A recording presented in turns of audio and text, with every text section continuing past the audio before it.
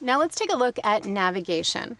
You can enter destination in a few ways, but by far the easiest, quickest way to enter an address is by using the one box search.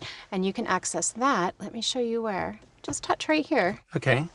Very nice. So since we connected your car to the cloud when we set up your Remote and Protect account, the system is able to use the web to find addresses for you. So type the address of where you want to go, and you do that by keypad entry or voice control. Okay. Absolutely perfect. Very nice.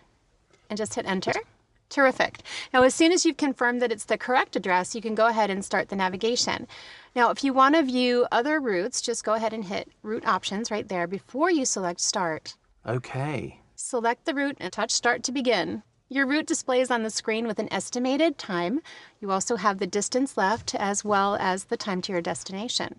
So the route guidance can be canceled by selecting the Stop Guidance button in the main menu or by pressing the Cancel Guidance shortcut on the home screen.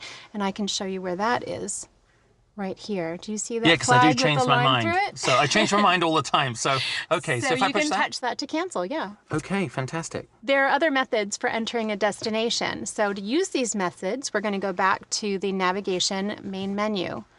And you can simply search the map and tap the desired location as well if you want to.